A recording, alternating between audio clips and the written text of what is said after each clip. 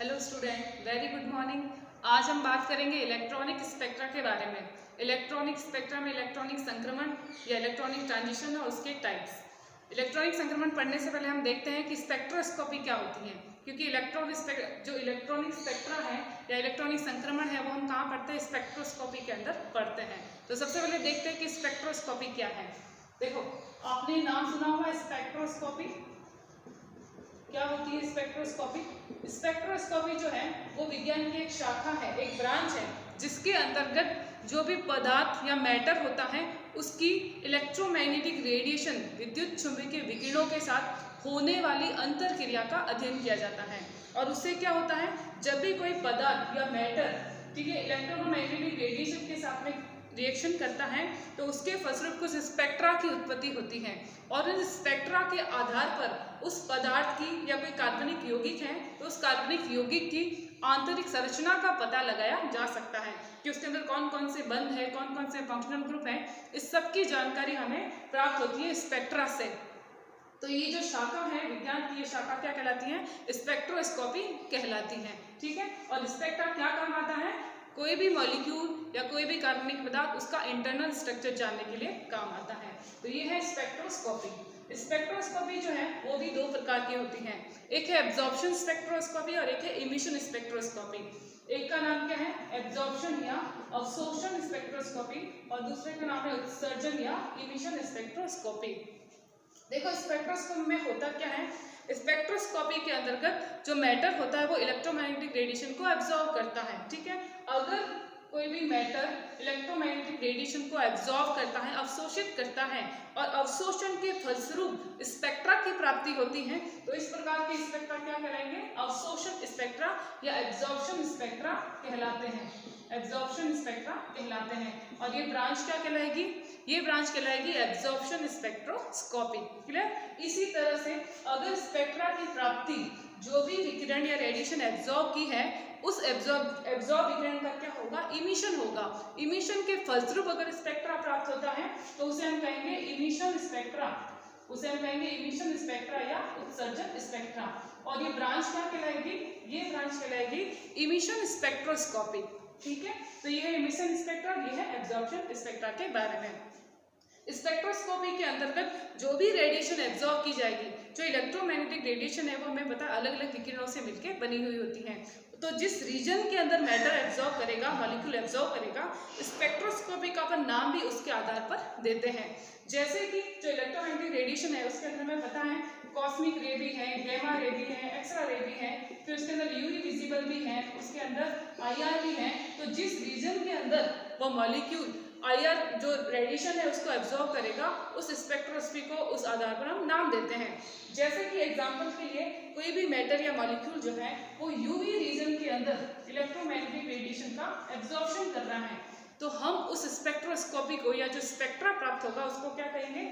उसको हम कहेंगे यूवी विजिबल स्पेक्ट्रा, या स्पेक्ट्रोस्कोपी को कहेंगे यूवी विजिबल स्पेक्ट्रोस्कोपी। ठीक है, इसी तरह से अगर मान लो जैसे आईआर रीजन के अंदर एब्जॉर्प्शन हो रहा है या आईआर रेडिएशन का एब्जॉर्प्शन हो रहा है तो हम उसे कहेंगे आईआर स्पेक्ट्रोस्कोपी। क्लियर? ये तो जनरल इंट्रोडक्शन है आपका किसके? स्पेक्ट्रोस्कोपी के बारे में। हमारा जो टॉपिक है वो टॉपिक है इलेक्ट्रॉनिक स्पेक्ट्रा या इलेक्ट्रॉनिक संक्रमण।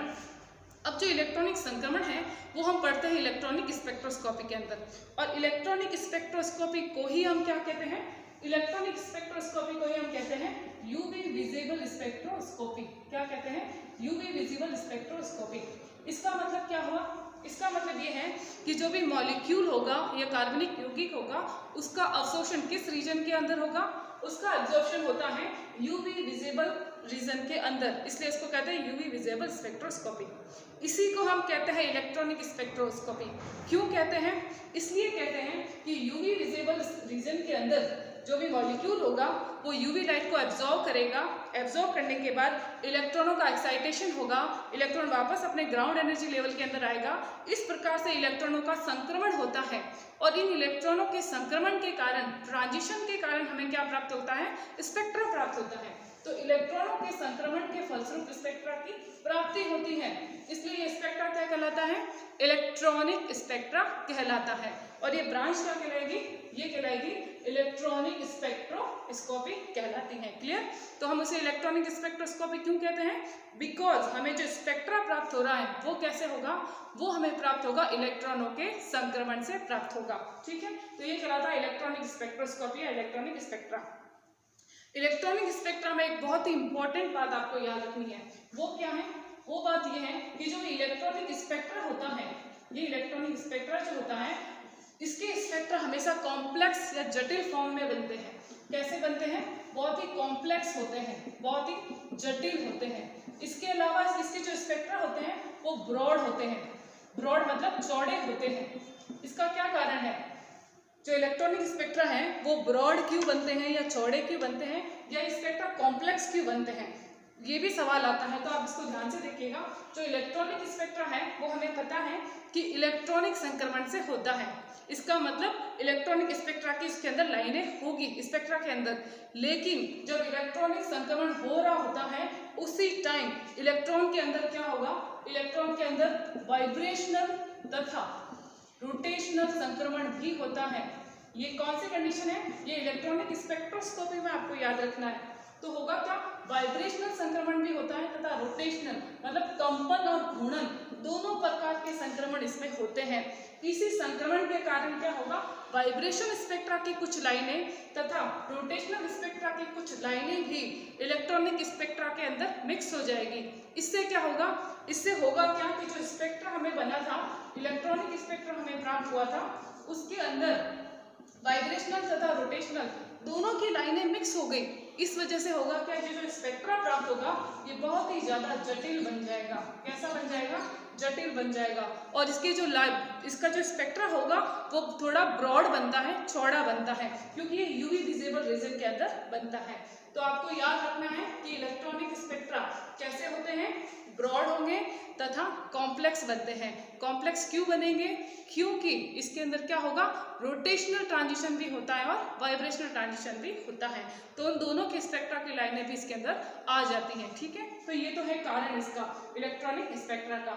अब हमें जो मेन टॉपिक पढ़ना है वो हमारा है इलेक्ट्रॉनिक संक्रमण कितने प्रकार के होते हैं, क्या क्या एग्जाम्पल है, इसके बारे में जनरल इंट्रोडक्शन हमें पढ़ना है। तो हम देख लेते हैं इलेक्ट्रॉनिक संक्रमण के बारे में।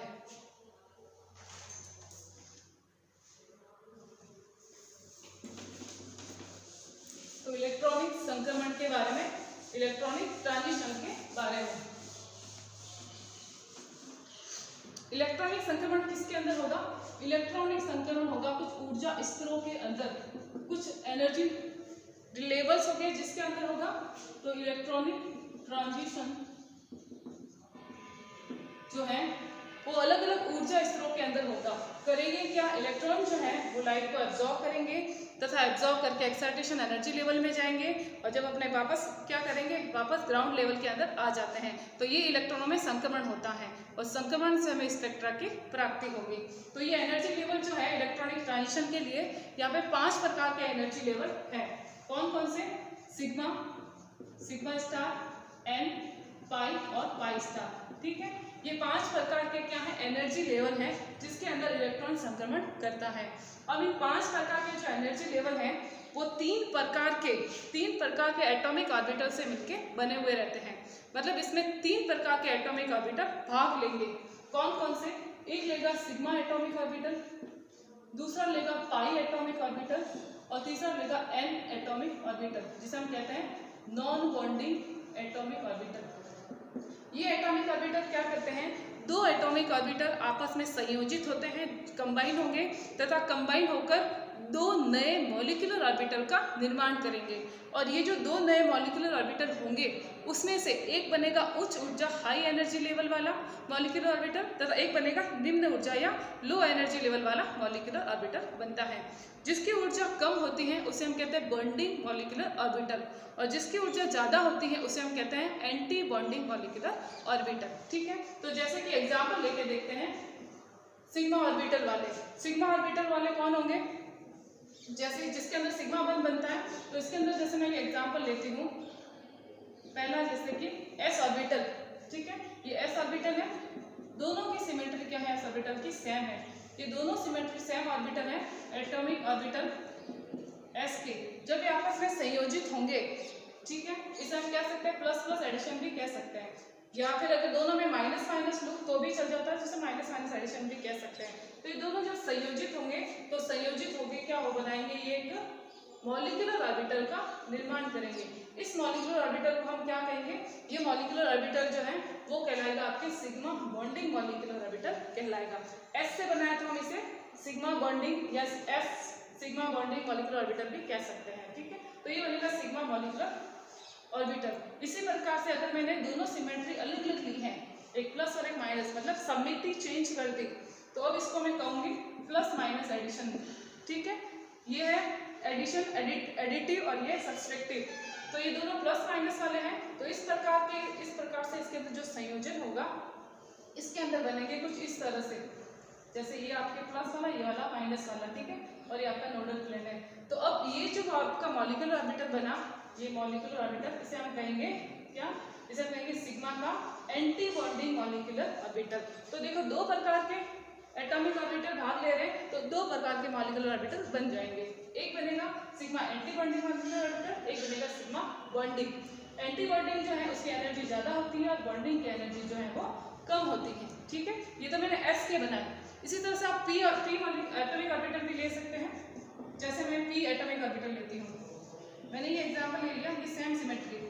ठीक है, ये जब संयोजित होंगे प्लस प्लस एडिशन होगा इसके अंदर, तो इस तरह से जुड़ेंगे, ये इधर ये इधर, ये इलेक्ट्रॉन घनत्व इस पार, एक इलेक्ट्रॉन घनत्व इस तरफ है। ठीक है, तो इस तरह से एडिशन से जो बना है आपका मॉलिक्यूलर ऑर्बिटल, उसको मैं क्या कहूँगी, देखो सिग्मा सिग्मा।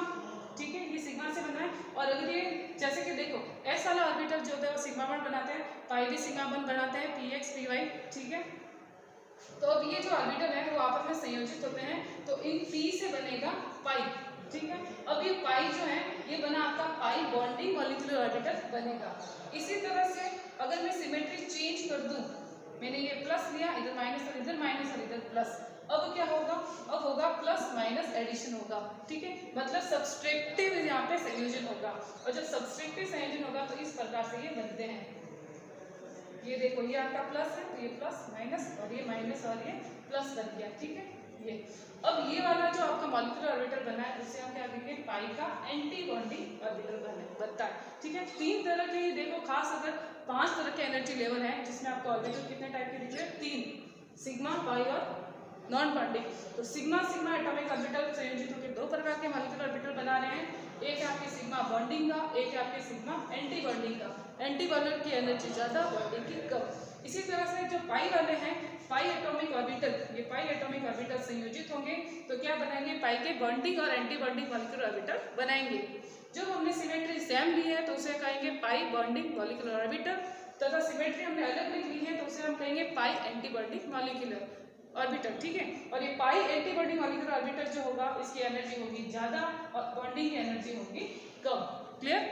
अब आप कहोगे कि ये नॉन बॉन्डिंग का क्या करें, तो नॉन बॉन्डिंग जो एटॉमिक ऑर्बिटल होते हैं, इसे जैसे अब यहाँ पे आएंगे तो हम इसे कहेंगे जो नॉन बॉन्डिंग एटॉमिक ऑर्बिटल होते हैं वो बॉन्ड में भाग लेते ही नहीं है, मतलब बॉन्ड में भाग नहीं लेंगे, इसलिए तो हम इसे कहते हैं नॉन बॉन्डिंग, बंध नहीं बनाने वाले।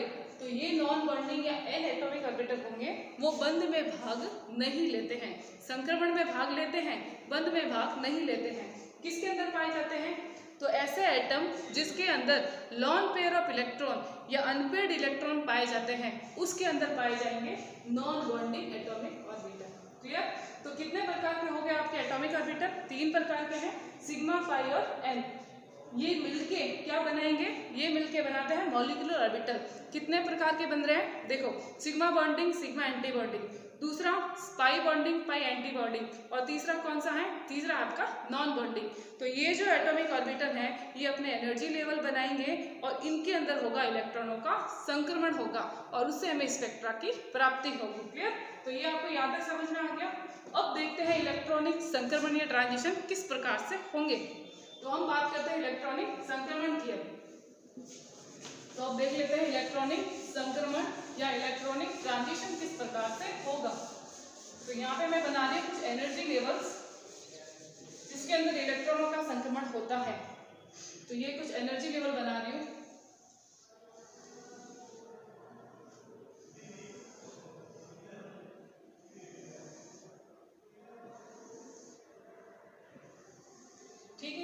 एनर्जी लेवल बना रहा है, ये क्या आपकी एनर्जी को शो कर रहा है। यहाँ पे क्या है, यहाँ पे आपके सिग्मा, ठीक है, उसके बाद में क्या है पाई, उसके बाद में है एन, उसके बाद में आपका पाई स्टार, उसके बाद में सिग्मा स्टार। ऐसे याद रखना, ये सिग्मा तो इधर भी पहला वाला सिग्मा स्टार, जिसकी ऊर्जा ज्यादा थी इसकी ऊर्जा कम है। इस प्रकार से पाई, तो पाई का दूसरा क्या बनता है पाई स्टार या पाई एंटी बॉन्डिंग, ठीक है, और एन नॉन बॉन्डिंग, भाग नहीं लेता, बीच में पड़ा हुआ है। तो ये आपका इस तरह से एनर्जी लेवल बन गया। अब क्या होगा, अब अलग अलग प्रकार के संक्रमण होंगे। कितने प्रकार के संक्रमण होते हैं, तो 4 प्रकार के इलेक्ट्रॉनिक संक्रमण होते हैं। कितने, 4 प्रकार के इलेक्ट्रॉनिक ट्रांजिशन या इलेक्ट्रॉनिक संक्रमण होते हैं। पहला कौन सा है, पहला है आपका सिग्मा से सिग्मा स्टार, पहले को क्या कहेंगे सिग्मा से सिग्मा स्टार संक्रमण, इसे कहेंगे सिग्मा से सिग्मा स्टार। दूसरा कौन सा है एन से सिग्मा स्टार, एन से सिग्मा स्टार, तो सिग्मा सिग्मा वाली बात पहले हो गई। उसके बाद में पाई, पाई से पाई स्टार, इसे कहेंगे पाई से पाई स्टार। और चौथा एन से पाई स्टार, एन से पाई स्टार, ठीक है। ये 4 प्रकार के संक्रमण होते हैं। हम अब एक एक के बारे में बात करते हैं। तो सबसे पहले आ जाओ सिग्मा से सिग्मा संक्रमण। इसके अंदर देखो पहला कौन सा है सिग्मा से सिग्मा स्टार, सिग्मा से सिग्मा स्टार। अब सिग्मा से तो आप ऐसे याद रखना इसको कि ये वाला संक्रमण उन यौगिकों के अंदर होगा जिसके अंतर्गत केवल सिग्मा बॉन्ड पाए जाते हैं। कौन से सिग्मा बॉन्ड पाए जाते हैं, या फिर जिसके अंतर्गत सिग्मा इलेक्ट्रॉन पाए जाते हैं, उन्हीं यौगिकों के अंदर इस प्रकार का संक्रमण होता है। क्लियर। दूसरी बात क्या याद रखनी है, दूसरी बात ये याद रखनी है कि इस प्रकार के संक्रमण के लिए अधिक ऊर्जा की आवश्यकता होती है, उच्च ऊर्जा की आवश्यकता होगी। क्यों होगी, क्योंकि सिग्मा बॉन्ड को तोड़ने के लिए अधिक ऊर्जा लगती है। सिग्मा बॉन्ड मजबूती से बंधे हुए होते हैं, इसलिए इसको तोड़ने के लिए अधिक ऊर्जा लगेगी, ठीक है। तो इसके लिए क्या होगी, सिग्मा से सिग्मा का संक्रमण होगा वो उच्च ऊर्जा स्तर में होगा, या उसके लिए उच्च ऊर्जा की आवश्यकता होगी। अब आप देखो ऊर्जा और वेवलेंथ के अंदर संबंध क्या है, ऊर्जा इनवर्सली प्रोपोर्शनल टू 1/λ, मतलब जब ऊर्जा बढ़ेगी तो तरंग दैर्ध्य क्या हो जाएगा, कम हो जाएगा। तो एनर्जी के बढ़ने पर वेवलेंथ का मान घटता है, तरंग दैर्ध्य बढ़ेगी, सॉरी तरंग दैर्ध्य घटेगी, ठीक है। तो अब हम इसको ऐसे कह सकते हैं कि सिग्मा से सिग्मा स्टार संक्रमण जो होता है वो केवल उसी यौगिकों में होगा जिसमें सिग्मा बंध पाए जाते हैं। इनके लिए उच्च ऊर्जा की आवश्यकता होती है, तथा सिग्मा से सिग्मा स्टार जो संक्रमण है वो हमेशा निम्न तरंग दैर्ध्य वाले क्षेत्र के अंदर या रीजन के अंदर होगा। क्लियर, क्योंकि ऊर्जा ज्यादा तो तरंग दैर्ध्य क्या हो जाएगी सबसे कम। तो सिग्मा से सिग्मा स्टार संक्रमण जो होगा वो कम तरंग दैर्ध्य या कम वेवलेंथ वाले रीजन के अंदर होता है, ठीक है। इसे कहते हैं सिग्मा से सिग्मा स्टार संक्रमण। कौन से यौगिक, तो सारे हाइड्रोकार्बन जो संतृप्त हाइड्रोकार्बन है या सैचुरेटेड हाइड्रोकार्बन है जिसके अंदर केवल सिग्मा बॉन्ड पाया जाता है, उसके अंदर पाया जाएगा सिग्मा से सिग्मा स्टार संक्रमण। तो क्या आ जाएगा एग्जाम्पल, और सैचुरेटेड हाइड्रोकार्बन, जितने भी संतृप्त हाइड्रोकार्बन जैसे कि मैथेन है, आपके एथेन है, प्रोपेन है, ये सब इसके एग्जाम्पल हो जाएंगे। क्लियर। तो पहला हो गया सिग्मा से सिग्मा स्टार संक्रमण। दूसरा है एन से सिग्मा स्टार। एन से कहाँ जाएंगे, सिग्मा स्टार की तरफ। देखो ये एन से सिग्मा स्टार संक्रमण, एन से सिग्मा स्टार संक्रमण किसमें होगा, आपको याद कैसे रखना है, देखो किसमें हो रहा है एन और सिग्मा, इसका मतलब उस यौगिक के अंदर ये संक्रमण होगा जिसके अंदर सिग्मा इलेक्ट्रॉन होंगे, सिग्मा बॉन्ड होंगे। इसके अलावा एन, एन का मतलब नॉन बॉन्डिंग इलेक्ट्रॉन, जिसके अंतर्गत नॉन बॉन्डिंग इलेक्ट्रॉन भी होंगे। नॉन बॉन्डिंग मतलब लॉन पेयर ऑफ इलेक्ट्रॉन या अनपेयर्ड इलेक्ट्रॉन के अंदर होंगे। तो उस प्रकार के यौगिकों के अंदर इस प्रकार का संक्रमण पाया जाता है। एनर्जी की बात करें तो एनर्जी जो है एन से सिग्मा स्टार संक्रमण में एनर्जी सिग्मा सिग्मा स्टार संक्रमण की तुलना में क्या होगी, कम होती है। दिख रही है आपको, बिल्कुल इसकी तुलना में कम है।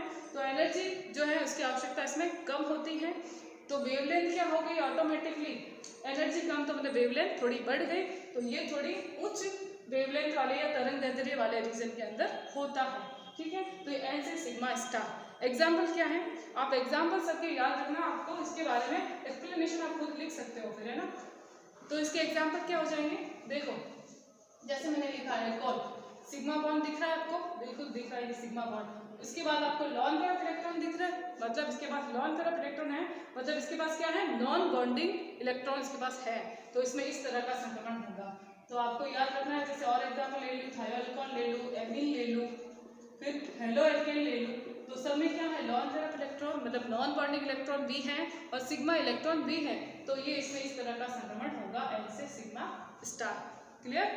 तीसरा है अपना पाई से पाई स्टार, पाई से पाई स्टार संक्रमण। तो ये कहाँ पे है, देखो ये पाई और ये पाई, तो पाई से पाई स्टार संक्रमण।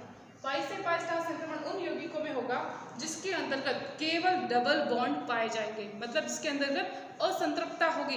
इसके अंदर क्या होगा, असंतृप्तता, या कह सकते हैं जिसके अंदर पाया जाएगा क्या, डबल बॉन्ड या ट्रिपल बॉन्ड उसके अंदर पाया जाएगा, मतलब पाई बॉन्ड पाया जाएगा। तो जिसके अंदर भी पाई बॉन्ड होगा उसके अंदर इस प्रकार का संक्रमण होगा। क्लियर। एनर्जी की कितनी जरूरत है, तो एनर्जी की जरूरत इन दो, हमने जो दो पढ़ा sigma sigma star and sigma star, इसकी तुलना में एनर्जी अब कम लगेगी।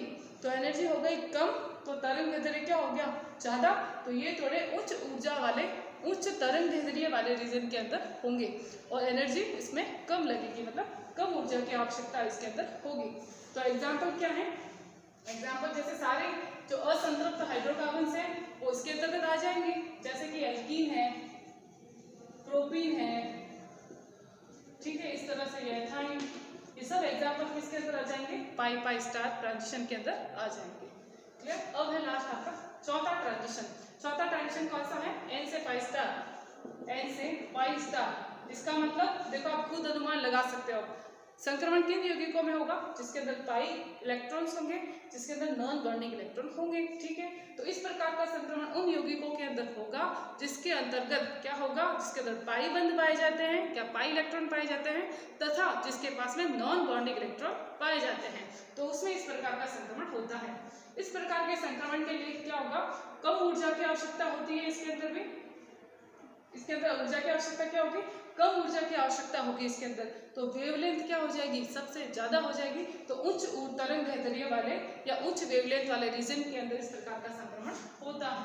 ठीक है, अब इसके एग्जांपल क्या है, तो इसके एग्जांपल में याद रखना कार्बोनिल कंपाउंड्स, जिसके अंदर क्या होगा, देखो पाई बॉन्ड होगा और नॉन बॉन्डिंग इलेक्ट्रॉन भी होगा, जैसे कि देखो मैंने लिखा कीटोन, ठीक है, तो ये आपके सिग्मा बॉन्ड है, ये पाई बॉन्ड, ये पाई बॉन्ड मिल गया, ठीक है, और ये इसके पास क्या है, लॉन पेयर ऑफ इलेक्ट्रॉन है, तो इसमें क्या होगा, एन से पाई स्टार संक्रमण होगा।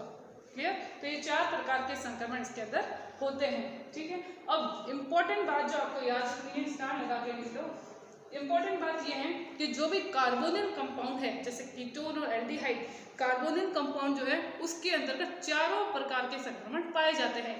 जो चार पड़े हैं चारों प्रकार के, जैसे कि देखो ये मैंने कार्बोनिल लिखा, इसके अंदर क्या सिग्मा बॉन्ड है, बिल्कुल है, ये सिग्मा बॉन्ड, ये सिग्मा बॉन्ड, कार्बन से 3 हाइड्रोजन जुड़े वो भी सिग्मा बॉन्ड, ये भी सिग्मा बॉन्ड। क्या पाई बॉन्ड है, बिल्कुल है, ये है पाई बॉन्ड। ठीक है, एक सिग्मा और एक सिग्मा के साथ में एक extra electron, pi bond. Lone pair of electron है, तो ये देखो लॉन पेयर ऑफ इलेक्ट्रॉन भी है, मतलब इसके अंदर नॉन बॉन्डिंग इलेक्ट्रॉन भी है, तो इसलिए इसके अंदर क्या होगा, सभी प्रकार का संक्रमण, चारों प्रकार का संक्रमण इसके अंदर पाया जाएगा। किसके अंदर पाया जाएगा, कार्बोनिल कंपाउंड्स के अंदर, कार्बोनिल कंपाउंड के अंदर। ठीक है, तो ये है इलेक्ट्रॉनिक संक्रमण। प्रकार कितने प्रकार के, चार प्रकार के। कौन कौन से ऑर्बिटल भाग ले रहे, कौन कौन से ऊर्जा स्तर के अंदर है। ठीक है, फिर इसके अंदर एक और इम्पोर्टेंट सवाल आता है कि एनर्जी का ऑर्डर क्या है, एनर्जी का ऑर्डर बताइए। तो जो ऑर्डर हमने पढ़ा है वही ऑर्डर एनर्जी का रहेगा। कैसे, देखो सिग्मा से सिग्मा स्टार सबसे ज्यादा एनर्जी, फिर एन से सिग्मा स्टार कम एनर्जी, फिर उसके बाद में पाई से पाई स्टार उससे कम एनर्जी, और उसके बाद एन से पाई स्टार सबसे कम एनर्जी। तो ये ऑर्डर कौन सा रहेगा, एनर्जी का ऑर्डर रहेगा। अगर मैं कहूँ वेवलेंथ का तो उल्टा हो जाएगा, ये होगा वेवलेंथ लैम्बडा का या तरंग दैर्ध्य का ऑर्डर हो जाएगा। क्लियर। तो हाईएस्ट सिग्मा से सिग्मा स्टार, एन से सिग्मा स्टार, पाई से पाई स्टार, एन से पाई स्टार। इस प्रकार से क्या होगा, इलेक्ट्रॉनिक संक्रमण के अंतर्गत इनका एनर्जी ऑर्डर रहेगा। क्लियर, यहाँ तक समझ में आ गया। ठीक है, अब हम देख लेते हैं कि जो भी इलेक्ट्रॉनिक संक्रमण हो रहा है उसमें से कौन कौन से ऐसे हैं जो अलाउड है, कौन सा अलाउड नहीं है।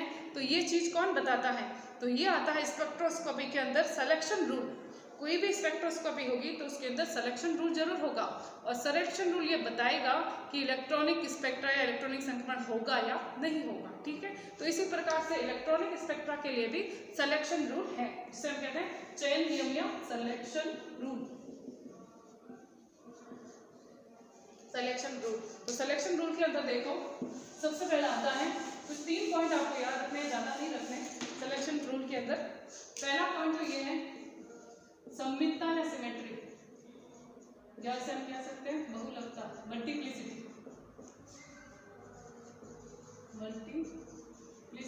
बहुलकता। इसका मतलब ये है कि जो भी संक्रमण समान सममितता वाले ऊर्जा स्तरों के अंदर होंगे वो संक्रमण अलाउड होंगे, और अगर सममिति बदल जाती है तो उसे हम फॉरबिडन ट्रांजिशन कहते हैं। कैसे? जैसे मान लो सिंगलेट ये है और संक्रमण हो रहा है सिंगलेट के अंदर, ट्रिपलेट है ऊर्जा स्तर, संक्रमण हो रहा है ट्रिपलेट के अंदर, सिंगलेट है संक्रमण हो रहा है ट्रिपलेट के अंदर, तथा ट्रिपलेट है और संक्रमण हो रहा है सिंगलेट के अंदर। अब कैसे याद रखना है? समान समान के अंदर अलाउड है, असमान के अंदर अलाउड नहीं है, बस ऐसे याद रखना है। तो समान समान, सिंगलेट टू सिंगलेट अलाउड होगा, इसे हम कहेंगे अलाउड ट्रांजिशन। समान समिति ट्रिपलेट टू ट्रिपलेट अलाउड होगा, कहेंगे अलाउड ट्रांजिशन। क्लियर? उसके बाद में सिंगलेट टू ट्रिपलेट समिति चेंज हो गई, सिंगलेट था ट्रिपलेट में तो अलाउड नहीं होगा, इसे हम कहेंगे फॉरबिडन या प्रतिबंधित संक्रमण या फॉरबिडन ट्रांजिशन। इसी तरह से ट्रिपलेट से सिंगलेट में नहीं होगा तो उसे भी हम कहेंगे फॉरबिडन ट्रांजिशन या प्रतिबंधित संक्रमण कहेंगे। ठीक है, तो ये तो है पहला पॉइंट सिलेक्शन रूल के अंदर। क्लियर? दूसरा क्या है? दूसरा है इसके अंदर इसका कोणीय संवेग, कोणीय संवेग, एंगुलर मोमेंट। कोणीय संवेग जो है, कोणीय संवेग का मान या उसके मान में जो परिवर्तन होगा वो 0 या ±1 है, तब तो उसे हम कहेंगे अलाउड ट्रांजिशन, और अगर नहीं है तो उसे कहेंगे फॉरबिडन ट्रांजिशन। तो अलाउड ट्रांजिशन के लिए कोणीय संवेग के मान में परिवर्तन कितना होना चाहिए? 0 या ±1, या तो प्लस का 1 या फिर माइनस का 1 होना चाहिए। ठीक है, तो तब होगा संक्रमण अलाउड, इसे कहेंगे अलाउड ट्रांजिशन। ठीक है, ये कोणीय संवेग की बात हो गई। और तीसरा पॉइंट इसमें क्या है? तीसरा पॉइंट है कि हम देखो इलेक्ट्रॉनिक स्पेक्ट्रा जो है उसमें हमने देखा कि रोटेशनल और वाइब्रेशनल संक्रमण भी होता है साथ में, उसके भी कुछ लाइनें आ जाती हैं। तो ये रोटेशनल और वाइब्रेशनल संक्रमण जो हो रहा है, कौन सा? रोटेशनल और वाइब्रेशन ट्रांजिशन होते हैं, उसके अंदर का तो चेंजेस हो रहा है, जो परिवर्तन होता है वो कितना अलाउड है? जैसे डेल जी की मैं बात करूँ या डेल बी की बात करूँ तो उसके अंदर कितना अलाउड है? उसके अंदर भी 0 या ±1, 0 या ±1।